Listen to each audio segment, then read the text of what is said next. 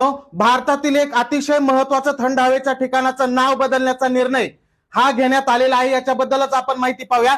तर बघा, भारतातील एक अतिशय महत्वाचं थंड हवेचं ठिकाण म्हणजे माउंट आबू, जे की राजस्थान मध्ये आहे। तिथल्या मुख्यमंत्र्यांनी या ठिकाणाचं नाव बदलण्याचा निर्णय घेतलेला आहे आणि आता माउंट आबू हे जे थंड हवेचं ठिकाण आहे हे आबुराज म्हणून ओळखलं जाणार आहे। आणि आबुराज म्हणजेच माउंट आबूला वाळवंटातील ओएसिस म्हणून सुद्धा ओळखलं जातं।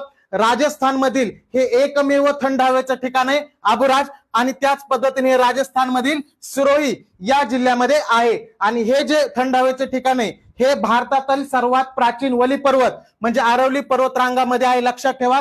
तसंच या ठिकाणापासून आरवली मधलं सर्वोच्च शिखर ज्याची उंची 1722 मीटर आहे ते गुरु शिखर सुद्धा याच्या जवळच आहे। त्याच पद्धतीने माउंट आबू म्हणजे आबुराजला आता दिलवारा जैन मंदिर सुद्धा त्या ठिकाणीच आहेत आणि माउंट आबू या नावाने अभयारण्य सुद्धा त्याच्या जवळच आहे। आता हे सगळे माउंट आबू नाव बदलून प्रत्येकाचं आबुराज असं नाव होणार आहे। अशाच पद्धतीने रिसेंटली काही नावं बदललेले आहेत, जसं की महाराष्ट्रातील इस्लामपूर सांगली जिल्ह्यातलं याचं नाव बदलून ईश्वरपूर करण्यात आलेलं आहे।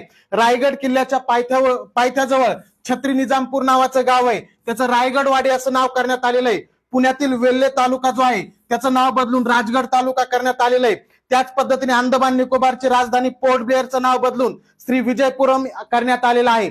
त्याच पद्धतीने छत्रपती संभाजीनगर जिल्ह्यातील खुलताबाद हे जे ठिकाण आहे जिथं औरंगजेबची समाधी आहे, भद्रा मारुती सुद्धा आहे, या खुलताबादचं नाव सुद्धा बदलून रत्नापूर असं होणार आहे। याची अंमलबजावणी अजून झालेली नाहीये। अशाच पद्धतीने ज्या महत्वाच्या चालू घडामोडी असतात त्याच्या आपण दररोज आपल्या महाराष्ट्र अकॅडमी ऍपवर पीडीएफ स्वरूपात नोट्स अपलोड करत असतो आणि त्या तुम्हा सर्वांना मोफत उपलब्ध करून देत असतो। त्यामुळे याचा फायदा करून घ्यायचा असेल तर आपलं महाराष्ट्र अकॅडमीचं ऍप प्रत्येकाने डाउनलोड करा।